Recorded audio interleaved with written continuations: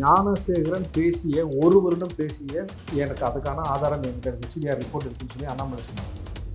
அவன் யார்கிட்ட பேசினன்ற குரல் பதிவு என்கிட்ட இருக்கு. நாட்டில் சொன்னது மட்டும் கிடையாது, அவர் சொன்ன வார்த்தை லீகலாக இது தப்பு.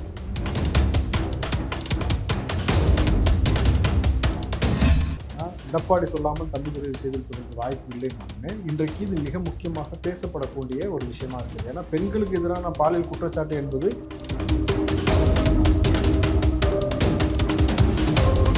காவல்துறையில் உள்ள சிலரை மூடி மறைப்பதற்காக இந்த வேலையை செய்யறாங்க எடுத்துக்கலாம்ல. நீங்க ஸ்ட்ரைட்டா பொலிட்டிக்கல் ரீசனையே வந்து அது கற்பிக்க முடியுமா? மாஸ்டர் காவல்துறையா இல்லை சார். ஒரு 3 முறை குண்டாஸ் வாங்கின ஒரு அக்யூஸ்டை ஏன்டா கூட வச்சு சுற்றுன்னு சொல்லி போலீஸார் கண்டிப்பாக சொல்லியிருப்பாங்க சொல்லியிருக்காங்க.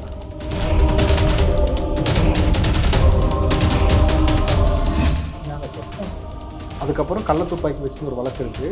பல நேரங்களில் வீடுகளில் பூந்து கொள்ளையடிச்சிருக்கிறான். இந்த நபர் கூட பல இடங்களில் கூடவே வச்சு மச்சா மாதிரி கூடவே வச்சு யார் பயணப்பட்டால் ஒரு ஆடி கார் வந்து ஒன்று வந்துச்சுன்னு சொன்னாங்களா, அந்த கார் வெளியில் போகும்போது அந்த காரை மடித்து பக்கத்தில் வச்சு நடந்து போயிட்டாங்க.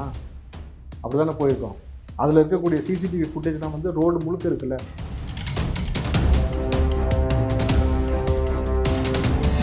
ஞானசேகரன் போலீஸுங்களுக்கு பொம்பளை சப்ளை பண்ணானா மாணவிகளை? காவல்துறை மேலே வைக்கக்கூடிய பெரிய பிரச்சனை இல்லை சார், நீங்கள் சொன்னீங்களே பெரியவர்களுக்கு மாமா வேலை பார்க்குறான்னு சொல்லுங்கள். ரொம்ப வெளிப்படையாக சொன்னால் அதான் ஒரு யதார்த்தமான உண்மை. கிட்டத்தட்ட இதில் எவ்வளோ பொலிட்டிக்கல் ப்ரெஷர் வந்தால் இந்த வழக்கை நீர்த்து போவதற்காக ஒரு ஆட்சியாளர்கள் சொல்வார்கள்.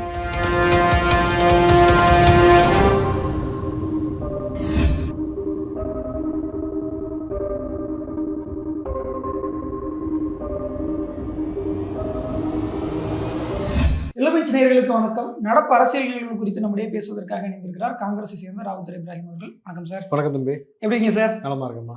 திமுகவுக்கு எதிரான பல விஷயங்களை வந்து இன்றைக்கு நாடாளுமன்றத்தில் மாநிலங்களவையில் அதிமுகவுடைய தம்பிதுரை அவர்கள் பேசியிருக்கிறாரு. குறிப்பாக வந்து அண்ணா பல்கலைக்கழக விவகாரத்தை சொல்லி திமுகவை சேர்ந்த நபர் அப்படின்னு பேசியிருக்கிறாரு. அண்ணா யூனிவர்சிட்டிக்கு வெளியில இருந்து ஒருத்தர் வந்த நபர், அதுபோக ட்ரக்கு மாஃபியா எல்லாமே வந்து முழுமையாக வந்து திமுக ஆட்சியில் வந்து புழங்குது அப்படின்னு குற்றச்சாட்டு வச்சிருக்கிறாரு. அவை முழுக்கவே அமளிக்கு மத்தியிலும் பேசியிருக்கிறார். உங்களுடைய பார்வை என்ன சார்? அதிமுக அதை கையாண்ட விதம் வந்து உள்ளபடி பாராட்ட வேண்டிய ஒரு விஷயம். ஏன்னா எடப்பாடி சொல்லாமல் தம்பிதுரை செய்திருப்பதற்கு வாய்ப்பு இல்லைனாலுமே இன்றைக்கு இது மிக முக்கியமாக பேசப்படக்கூடிய ஒரு விஷயமா இருக்குது. ஏன்னா பெண்களுக்கு எதிரான பாலியல் குற்றச்சாட்டு என்பது குறிப்பாக அந்த 4 வருஷம் திமுக ஆட்சி வந்ததுக்கு பிறகு உக்கிரத்தில் இருக்கு. கிட்டத்தட்ட ஆட்சியும் மோசமாக உக்கிரத்தில் இருக்குனாக்கா இந்த பெண்களுக்கு எதிரான பாலியல் குற்றச்சாட்டு உக்கிரத்தில் இருக்கு. இதில் கூடுதலாக காவல்துறையும் அவர்களுக்கு நண்பராக இருப்பது, ஊடகத்தை சார்ந்த நபர்கள் நண்பராக இருப்பது. ஸோ பெண்களுக்கு எதிரான அடக்குமுறை தொடர்ச்சியாக போய் கொண்டிருக்கிறது. வேற ஒருத்தராக இருந்தால் ஃபோட்டோ எடுத்து வீடியோ எடுத்து அவனை அதிமுக காரன்னு சொல்லி இங்கே காட்டுறாங்க. அதிமுகவுக்கு அவனுக்கு சம்மந்தமே இல்லை. ஈஸியாக மேட்டரை சொல்கிறேன். ஓகே. ஆனால் இந்த விவகாரத்தில் அந்த சார் யார்ன்ற விஷயத்தை மடைமாற்றுவதற்காக எவ்வளோ பெரிய விஷயம் நடக்குதுனாக்கா, கிட்டத்தட்ட இது விசாரணைக்குள்ளே இருக்கக்கூடிய ஒரு உயர் காவல் அதிகாரியும் விசாரணைக்குள்ள வலயத்திலேருந்து வெளியில் வந்துடுறாரு. நான் வந்து இந்த கேஸ்லேயே இல்லை, நான் வந்து ரிலீவ் ஆகிக்கிறேன்னு சொல்லிட்டு வெளியில் வராருன்னும் பொழுது எவ்வளோ பெரிய பொலிட்டிக்கல் ப்ரெஷர் இந்த இடத்துல இருக்குன்னு நீங்கள் பார்க்கணும். இல்லை பொலிட்டிக்கல் ப்ரெஷரா இல்லை டிபார்ட்மெண்ட் சார், அதாவது காவல்துறையில் இருக்கக்கூடிய சில நபர்கள் வந்து கைது செய்யப்பட்டாங்க. இந்த 2 காவல் நிலையத்தில் இருக்கக்கூடிய பல காவலர்களுக்கும் ஞானசேகரனும் தொடர்பு இருக்கு. காவல்துறையுடைய அவங்களுடைய சீருடையை போட்டுட்டு ஞானசேகரன் அலைஞ்சிருக்கிறாரு, வாக்கி டாக்கி வச்சிருக்கிறாருன்னு சிசிடிவி கேமரா எடுத்தாங்க. நிறைய பேருடைய காவலர்களுடைய செல்போன்ல இருந்து அவருடைய நம்பர் எடுத்தாங்க. அப்போ அதெல்லாம் பார்க்கும்போது காவல்துறையில் உள்ள சிலரை மூடி மறைப்பதற்காக இந்த வேலையை செய்யறாங்க கூட எடுத்துக்கலாம்ல. நீங்க ஸ்ட்ரைட்டா பொலிட்டிக்கல் ரீசனையே வந்து அது கற்பிக்க முடியுமா? மாஸ்டர் காவல்துறையா? இல்லை சார். ஒரு 3 முறை குண்டாஸ் வாங்கின ஒரு அக்யூஸ்டை ஏன்டா கூட வச்சு சுற்றுன்னு சொல்லி போலீஸார் கண்டிப்பாக சொல்லியிருப்பாங்களா, சொல்லியிருக்க மாட்டாங்களா? இல்லை, பிரியாணி சாப்பிட போனது ஒரு பெரிய விஷயமே இல்லை சார். இதுக்கு முன்னாடி ஸ்டாலின் அவர்கள் வந்து பிரியாணி கடைக்கு போயிருக்கிறார். விருகம்பாக்கத்தில் உள்ள பிரியாணி கடைக்கு. ஏன் போனாரு? பஜ்ஜி கடையில் ஃபைட் நடந்துச்சு. அதனால தெளிவாக சொல்லுங்க, ஏன் போனாரு? பிரியாணி கடையில் ஓசி பிரியாணிக்கு சோத்துக்கு வைக்காத மாதிரி போய் அடிச்சாங்க திமுககாரன். அதுக்கு மன்னிப்பு கேட்க போனார். புரியுதுங்களா? அதான் சார், அவ்வளவு சீரியஸ் சுச்சுவேஷன்லயுமே போயிட்டு இருந்திருக்காரு. நல்ல விஷயத்துக்காக போயிட்டு இருந்திருக்காரு. இதை நீங்க ஒரு நெகட்டிவா மாத்துறீங்க. அப்பயே இது நல்ல விஷயமா? இது எதை சொல்றீங்க சார்? எது நல்ல விஷயம்? உள்ள வந்து அடிக்கிறது நல்ல விஷயம். அவர் மன்னிப்பு கேட்க போயிருக்காரு. சரி, இப்போ இந்த விவகாரம் கொடுத்து ஏன் ஸ்டாலின் பேசவே இல்லைப்பா?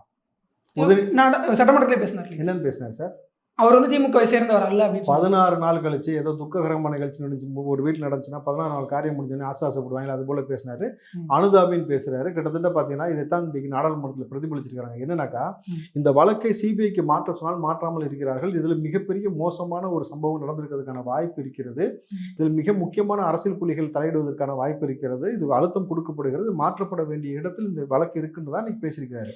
உயர்நீதிமன்றம் 3 ஐபிஎஸ் ஆஃபீஸர்கள், அதுவும் பெண் ஐபிஎஸ் ஆஃபீஸர்கள் அடங்கிய ஒரு சிறப்பு விசாரணை குழு அமைச்சிட்டாங்க. ம். அதற்கு மேலேயும் நம்பிக்கை இல்லைன்னா என்ன, நீதிமன்றத்து மேலேயே நம்பிக்கை இல்லை, நீதிமன்றம் அமைத்த குழு மேலே நம்பிக்கை இல்லைன்னா அடுத்து சிபிஐனா சிபிஐ மத்திய அரசு வந்து வேணும்னு செய்யாதா அப்படின்னு சொல்ல மாநில அரசு மேல இருக்கக்கூடிய காழ்ப்புணர்ச்சியில் அவங்க பண்ண மாட்டாங்கன்ற ஒரு கேள்வி வரும்ல. இது நடந்தது உண்மையா பொய்யா? எது சார்? அண்ணா யூனிவர்சிட்டி விவகாரம் நடந்தது உண்மையா பொய்யா? உண்மைதான், கம்ப்ளைண்ட் அது வந்து எதுவும் ஜோடிச்ச வழக்கு கிடையாதுல்ல. உண்மையான வழக்கு தான். அப்ப எப்படி வந்து இதுல வந்து காழ்ப்புணர்ச்சி எங்க இருந்து வந்துச்சு? உண்மை வெளிவரணும்னு தான் நீங்க பார்ப்பாங்க. 2வது விஷயம், நீங்க சொல்ற இன்னொரு விஷயத்துல சொல்றேன். ம். இந்த அண்ணா யூனிவர்சிட்டி விவகாரத்துல நீங்க இன்னொரு விஷயம் என்ன சொன்னீங்க இப்போ? இந்த கேள்வி திரும்ப கேளுங்க.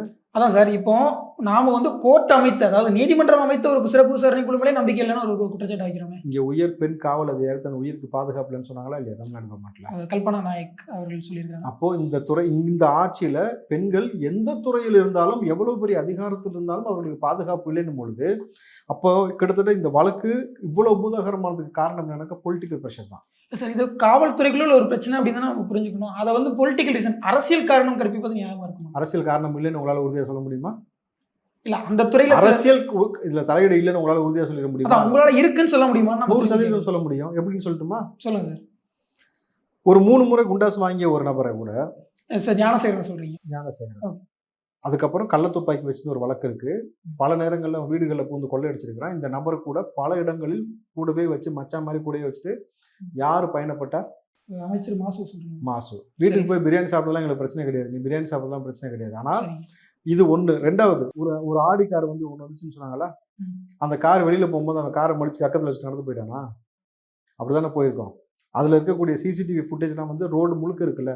ஸோ இது எல்லாத்தையும் நீங்க கூர்ந்து கவனிச்சு பார்த்தீங்கன்னாக்கா, இதுக்கப்புறம் இதுல காவல்துறை வந்து நேரடியாக இவனை வச்சு பெண்களை அபியூஸ் பண்ணிருப்பாங்க நீங்க சொல்ல வரீங்களா? ஞானசேகரன் போலீஸுங்களுக்கு பொம்பளை சப்ளை பண்ணானா மாணவிகளை? காவல்துறை மேல வைக்கக்கூடிய பெரிய குற்றச்சாட்டா மாறக்கூடாது சார். இல்ல சார், நீங்க சொன்னீங்களே. இல்ல, காவல்துறையில இருக்கக்கூடிய சிலர் அந்த விஷயத்துல சம்பந்தப்பட்டிருக்காங்கன்னு அண்மையில வந்து குற்றம் சாட்டப்பட்டிருக்காங்க, கைது பட் நான் சொல்றது விசாரணைக்கு காவல்துறையை காவல்துறை உங்க நண்பன் சொன்னதை மிகச்சரியா அவன் பயன்படுத்திக்கிட்டான். அவன்கிட்ட அதிகாரம் இருக்கு, அவன்கிட்ட காசு இருக்கு, அவன்கிட்ட பணபலம் இருக்கு. ரோட்டுகள்ல வந்து விற்கிறவன் தான் தனியா வந்து பங்களாலாம் வாங்கி கட்டி பயங்கர ஆடம்பரமா இருப்பான். அவன் இருக்கக்கூடிய வீடு எப்படி இருக்கு? அவனுக்கு பண்ணை பங்களான்னு சொல்லி 3 ஏக்கர் எப்படி இருக்க முடியும்?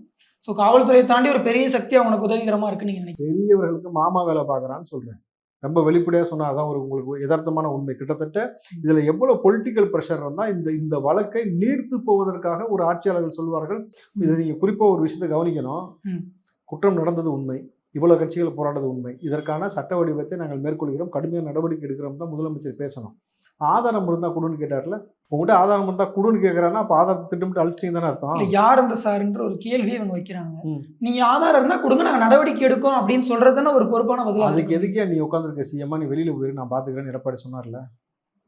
இப்போ நீங்கள் திட்டமிட்டு ஒரு விஷயத்தை மடைமாற்றப்படுறீங்க. ஆதாரம் இருக்குன்னு எப்படி சார் நீங்க எங்கள்கிட்ட கேட்க முடியும்? ம். எப்படி கேட்பீங்க? ஸோ இனிமேட்டு பொம்பளை பிள்ளைங்க நடக்கும்போது தலையில ஒன்று காலில் ஒன்று கேமரா கட்டி விட்டு அனுப்புறதா? ஆதாரம் இருக்குன்னு கொடுங்கனாக்கா இது ஒரு விஷயம் கிடையாது. தமிழ்நாட்டில் தொடர்ச்சியாக நீங்கள் இந்த ஊடகத்துறையில் இருக்கிறீங்க. பெண்கள் மீதான பாலியல் அத்துமீறல் தொடர்ச்சி நடக்குதா இல்லையா? டெய்லி நடக்குதா இல்லையா? அப்போ எல்லாத்தையும் மடைமாற்றி கொண்டே போவது போல இதையும் மடைமாற்றுவாங்களா? எந்த பெண்ணுக்கான நீதி இங்கே வழங்கப்பட்டது? 10 வயது சிறுமி பாலியல் வன்புணர்வு செய்யப்பட்ட பொழுது கம்ப்ளைண்ட்டை வாங்கல சார். பெத்தவங்களை உள்ள வச்சு நிர்மாணப்படுத்தி அடிச்சிருக்கு காவல்துறை. நல்ல ஒரு விஷயம் புரிஞ்சுக்கங்க. 6 வயது சிறுமியை வந்து பாலியல் வன்புணர்வு செய்கிறான். கேட்டாக்கா வெட்டுமென்றான். அவனை பெத்த தாய் சொல்கிறா 8 மணிக்கு மேலே பொம்பளை பிள்ளை ஏன் வெளியே எழுப்புன்னு கேட்குறான். இன்றைக்கி நடந்த சம்பவம் யோசிச்சு பாருங்கள். 3 மாணவிகள் இல்லையா? 3 ஆசிரியர்கள் ஒரு மாணவிக்கு வந்து பாலியல் துன்புறுத்தல் கொடுத்துருக்காங்களே. 8ஆம் வகுப்பு படிக்கக்கூடிய மாணவி கர்ப்பமாக இருக்குன்னு தெரிய வந்திருக்கிறது. இப்போ இன்றைக்கி அந்த ஆசிரியர்கள் போக்சோ வழக்கில் கைது செய்யப்படுறாங்க. நேற்று கிளாம்பாக்கத்தில் ஒரு பெண்ணை வந்து கடத்திட்டு பட்ட பகலில் கடத்தினான். அதுக்கு முன்னாடி ஒரு பெண்ணை எங்கே கடத்தினான்? ஈரோடு நினைக்கிறேன். ஆமா, சில பகுதியில் அந்த மாதிரி கடத்திட்டு போய் சில பகுதியில் கடந்து போக முடியாது சார். இது வந்து செய்தியாக்கப்படுவது மட்டுமே சிறிதளவுனாக்கா தொடர்ச்சியாக பாலியல் குற்றச்சாட்டுகள் அதிகமாக நடந்து கொண்டு அந்த விஷயத்திற்கான தீர்வு என்னவா இருந்தது? ஒரு விஷயத்துக்கு தீர்வு சொல்லுங்க பார்ப்போம். இது வரைக்கும் இதற்கு தீர்வு எட்டப்படணும் பொழுது இது நாடாளுமன்றம் வரைக்கும் கொண்டு போகும் பொழுது இது மிக முக்கியமான கவனம் பெறும். யாருக்கு மிக முக்கியமான கவனம் பெறும்? ராகுல் பிரியங்காவுக்கும் கவனம் பெறும், இந்த பக்கம் மோடி அவர்களுக்கும் கவனம் பெறும். 2 பேருமே கவனிக்க வேண்டியது முத்துவேல் கருணாநிதி ஸ்டாலின் ஆட்சியில் இந்த பெண்களுக்கு இந்த இடத்துல பாதுகாப்பு இல்லை. இவங்க தான் வந்து பெண்ணியம் பேசக்கூடிய நபர்களாக இருக்காங்க, சமூக நீதி பேசுகிறார்கள். இவர்கள் பேசக்கூடிய இந்த ஆட்சியில் வந்து இவ்வளவு மோசமான ஒரு நிகழ்வு நடந்து கொண்டிருக்கிறது. திமுக அனுதாபியாக இருக்கிறான பொழுது இந்த வழக்கை சிபிஐக்கு மாற்றுங்கன்னு தான் சொல்கிறாங்க. இதுக்கு மேலே அவங்க என்ன செய்ய முடியும்? ஒவ்வொரு வழக்கையும் இப்படி சிபிஐன்னு போனா கடைசியில் சிபிஐ மட்டும்தான் வழக்குகளை விசாரிக்கும், போலீஸ் ஒன்றுமே பண்ணாது அப்படிங்கிற மாதிரியான இடத்துக்கு தானே போகும். ஆமாம், அப்படி தான் இருக்குது. இப்போ தமிழ்நாட்டில் இல்லையா அப்படி? இல்லை சார், சிபிஐ இருக்குது, சிபிசிஐடி இருக்குது. இவங்கெல்லாம் விசாரிக்காது என்ன சிபிஐ விசாரிச்சிருவாங்க? நீங்கள் கள்ளச்சாராயம் எடுத்துருக்காங்க பார்த்தீங்களா? அந்த வீடியோ பார்த்தீங்களா இல்லையா? இல்லை, குற்றச்சாட்டுகள் இருக்குது சார். வீடியோ பார்த்தீங்களா இல்லையா? நான் பார்த்தேன் கள்ளச்சாராயத்தை பேக்ல வச்சு காய்ச்சி விற்கிறான். அவன்கிட்ட வீடு இருக்கும்போது என்ன சொல்றான், சார் போலீஸ்ல சொல்லாதீங்க, போலீஸுக்கு காசு கொடுத்து தான் நான் விற்கிறேங்கிறான். நிறைய மக்கள்கிட்ட விழிப்புணர்வு ஏற்படுத்தாம செய்யணும். மறக்காம இருக்கட்டும், கள்ளக்குறிச்சியா இருக்கட்டும், அதுக்கு பின்பும் கள்ள யாருக்கு விழிப்புணர்வு வரணும்? அரசாங்கத்துக்கு வரணும். இல்ல மக்கள் தெரியிற மாதிரி கள்ளச்சாராயம் எங்கேயாவது காய்ச்சினாங்கன்னா அதுக்கு காவல்துறையிட்ட தகவல் தெரிவிங்கன்னு போட தான் செய்றாங்க. காவல்துறையிட்ட தகவல் தெரிவிச்சதுக்கு சேலத்துல சொல்றேன். காவல்துறையிட்ட தகவல் தெரிவிச்சு 100க்கு ஃபோன் பண்ணி சொல்றான். அவன் போலீஸ் ஃபோன் பண்ணி விக்கிறவன்ட்ட சொல்லி விக்கிறவன் யார் தகவல் கொடுத்தானோ வெட்டுறது திறத்துனானுங்க. இப்ப காவல்துறை மீது எந்த நம்பிக்கை வைக்க முடியும் உங்களால? தமிழ்நாடு காவல்துறை மீது நம்பிக்கை இழந்து விட்டது. நான் நேரடியாக காவல்துறை குற்றம் சொல்லல. சரி. காவல்துறை என்பவர்கள் நீர் போல. அவர்கள் எந்த நிறம் கொண்ட பாத்திரத்துல ஊத்துறீங்களோ, எந்த வடிவம் கொண்ட பாத்திரத்துல ஊத்துறீங்களோ அதுக்கு ஏத்த மாதிரி மாறிடுவாங்க. அவங்க வெறும் ஒபே தி ஆர்டர். இங்கே ஆட்சியாளர்கள் இந்த விஷயத்தை மடைமாற்றுவதற்காக இந்த விஷயம் செய்யப்படுகிறது பொழுது, இந்த விஷயத்தை தேசிய லெவலில் கவனம் பெற வைக்கும் பொழுது, இன்றைக்கி நாளைக்கு ஹைகோர்ட், சுப்ரீம் கோர்ட் எல்லாமே உள்ளது. இந்த வழக்கை வந்து சிபிஐக்கு மாற்றலாம். இன்றைக்கி வந்து மோடி அவர்கள் தரப்புலேருந்து எடுத்து அவர்களும் கேள்வி வைப்பாங்க. நீ மணிப்பூரை பற்றி பேசின, மற்ற விஷயத்தை பேசின, உன்னுடைய ஆட்சியில் நடந்து கொண்டிருக்கின்றது. ராகுலுக்கும் சொல்வார்கள், இவர்களோடு சேர்ந்து நீங்கள் கூட்டணி வைப்பது என்பது 2026 காங்கிரஸையும் படுகொலையில் தள்ளுவதற்கான வாய்ப்பு அமையும் சொல்லும்போது, இந்த கூட்டணி முறிவுக்கும் இது பெரிய வித்திடும் பொழுது அட்லாஸ்ட் என்ன வேணும்? இந்த வழக்குக்கான நீதிக்கான ஒரு நியாயம் கிடைக்கணும். இனி மாணவ பிள்ளைகள் மீது, மைனர் பிள்ளைகள் மீது கை வைத்தால் இந்த தண்டனை கொடுக்கப்படும், சிறப்பு சட்டத்தை ஏற்றுவதற்கான ஒரு முன்னெடுப்பை கொண்டு வருவதற்காக தான் நாடாளுமன்றத்தில் பேசியிருக்கிறாங்க. இன்னைக்கு அதை ஒட்டி நாளைக்கு ஞானசேகரனுக்கு குரல் பதிவு டெஸ்ட் எடுக்க சொல்லியிருக்கிறாங்க, தெரியும் இல்லையா? இப்போ நீதிமன்றம் அனுமதி கொடுக்காம இருக்கிறமா கொடுத்துருக்கு இல்லையா? அப்போ அடுத்தடுத்த கட்டத்தை நோக்கி இந்த வழக்கு நகர்ந்து கொண்டு இருக்கிறது. இந்த வழக்குக்கு மேலும் சில பொலிட்டிக்கல் ப்ரெஷர் கொடுத்தால்தான் இது எந்த பெண்களுக்குமான ஒரு பாதுகாப்பு இங்கே உறுதி செய்யப்படும். நீங்கள் ஆரம்ப கட்ட காலத்தில் வெறும் டிஎம்கேன்னு வச்சுங்களேன், பாலம் கட்டினா ஊழல் செய்வதில் வல்லவர்கள், விஞ்ஞான ஊழல் செய்வார்கள், இப்படி தான் நம்ம கேள்விப்பட்டிருக்கிறோம். கரெக்டுங்களா? ஊழல் செய்வார்கள், பாலம் கட்டுறது, பொதுப்பணி செய்கிறது, மக்களுக்கு நலத்திட்டங்கள் கொண்டு போகிறது, அப்படி தான் முதல்ல சொல்லுவாங்க. நீங்கள் நெகட்டிவாக கொண்டு போகிறீங்க சார். ஒரு பாலம் ஏவா வெளுவால் திறந்தது போயிடுச்சு பார்த்தீங்களா? ஆமாம், பகுதியில் நாகப்பட்டினம் அந்த பகுதியில் அடிச்சுட்டு போச்சா? அப்போ அது பேர் என்ன? ஊழல் இல்லாமல் அதுக்கு பேர் என்ன? கரிகாலன்ஸ் கட்டின கல்லணை இன்னும் நிற்கிது தம்பி. அங்கே கட்டின பாலம்லாம் இன்னும் இருக்குது. நேற்று கட்டின பாலம் அடிச்சுட்டு போயிருக்குனாக்கா நீங்கள் எந்த அளவில் மோசமான ஒரு விஷயம் செஞ்சுக்கிட்டு இருக்கீங்கன்றீங்களா? இப்போ அதைத்தான் சொல்கிறேன். இப்போது இந்த வழக்கு நாளைக்கு அவனை குரல் பதிவு டெஸ்ட் எடுக்க சொல்லியிருக்கிறாங்க. ஏற்கனவே அவன் 2 முறை நாடகம் ஆடி இருக்கிறான். வேங்கை வயலில் இந்த மாதிரி தான் குரல் பதிவு எடுத்தாங்க, குரல் சோதனைலாம் எடுத்தாங்க. ஆனால் கடைசியில் அது வன்கொடுமை சட்டத்தின் கீழே வரக்கூடிய வழக்கே இல்லை அப்படின்னு சொல்லி அதை வந்து சிறப்பு நடுவர் நீதிமன்றத்துக்கு மாற்றிட்டாங்க.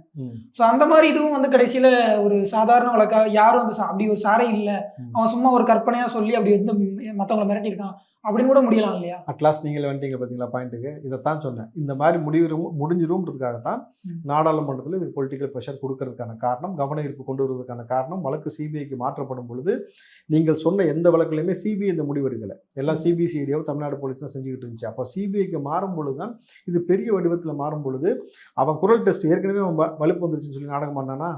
காவல்துறை நாடகம் சொல்லிட்டாங்களா? அடுத்து வந்து தலைவலி மாந்தி மயக்கம் சொன்னானா மசகையாக இருக்கிற மாதிரி, அதுவும் போய் தெரிஞ்சு போச்சா? இப்போ அடுத்து வந்து இப்போ குரல் பதிவில் தான் சில விஷயங்கள் முடிவு கொண்டு வரப்படும். ஏன்னாக்கா இந்த குரல் பதிவு இதே போல் இன்னொரு வழக்கில் யார் கையாளப்பட்டுச்சுனாக்கா ஜாஃபர் சாதிக், சர்வதேச லெவலில் மெத்து கடத்தினான் இல்லையா? திமுக அயலக பிரிவை சார்ந்தவன் ஜாஃபர் சாதிக். அவன்கிட்ட குரல் பதிவு எடுத்து அதுக்கப்புறம் ஆதாரப்பூர்வம் வைக்கும் பொழுது தான் நேருக்கு நேராக ஆமான்னு சொல்லி ஒத்துக்கிட்டான். இதில் கூடுதலாக நான் ரொம்ப இயல்பாக ஒரு விஷயம் கேட்குறேன். ஞானசேகரன் பேசிய 1 வருடம் பேசிய எனக்கு அதுக்கான ஆதாரம் என்கிட்ட இருக்கு, சிடிஆர் ரிப்போர்ட் இருக்குன்னு சொல்லி அண்ணாமலை சொன்னாப்புல. அவன் யார்கிட்ட பேசினான்ற குரல் பதிவு என்கிட்ட இருக்குனாப்புல. சொன்னது மட்டும் கிடையாது, அவர் சொன்ன வார்த்தை லீகலாக இது தப்பு, லீகலாக தப்பு. ஆமாம், நான் எடுத்திருக்கிறேன். இது கண்டிப்பாக அஃபென்ஸு. ஏன் அண்ணாமலை மீது இது வரைக்கும் ஒரு வழக்கு பதிவு செய்யறதுக்கு உங்களுக்கு துப்பு இல்லை? ஏன் பண்ணாமல் இருக்காங்க நினைக்கிறீங்க சார்? டிஎம்கே அதை வந்து பெருசாக கண்டுக்கல நினைக்கிறீங்க சார்? இது எப்படி கண்டுக்காமல் போக முடியும் தம்பி? இது நீங்கள் சட்டப்படி இப்படி செய்வதற்கு அனுமதி கிடையாது. இது அஃபென்ஸ்ன்ற வார்த்தையை பதிவு பண்ணிட்டே தான் அண்ணாமலை சொல்கிறாரு. 1 வருஷம் இந்த மாதிரியான ரெக்கார்டு என்கிட்ட இருக்குது, 1 வருஷம் அவன் யார்கிட்ட பேசினா கால் ஹிஸ்ட்ரி இருக்குது, நீங்கள் ஆதாரத்தை வெளியிடாட்டி நான் வெளியிடுவேன்னு சொல்லிட்டு. திராணி உள்ள அரசாங்கம் நல்லா உங்களுக்கு வந்து உண்மையாலுமே வந்து நீங்கள் நேர்மையான ஆள், இது வந்து எவந்த திமுகவுடைய பெரும்புள்ளிகள் சம்மந்தப்படலைன்னா இருந்துச்சுனாக்கா நேரம் அண்ணாமலை மீது வழக்கு பதிவு பெற்றிருக்கும். அண்ணாமலை வந்து கைது செய்வதற்கான நடவடிக்கை எடுத்திருப்பீங்க. கிட்டத்தட்ட சட்ட வடிவத்தில் ஏதாவது ஒரு விஷயம், ஒரு சின்ன விஷயம் இல்லை. நிறைய பேர் ஆடியோவே ரிலீஸ் பண்ணுறாங்க, அதெல்லாம் ஒரு பெரிய அஃபென்ஸாக யாருமே பார்க்கறது இல்லைங்க சார். ஒரு பொது வெளியில் என்கிட்ட ஆதாரம் இருக்குது, நான் எடுத்திருக்கேன், அஃபென்ஸ்னு சொல்லக்கூடிய நபர் யாரோ ஒரு ஆள் கிடையாது.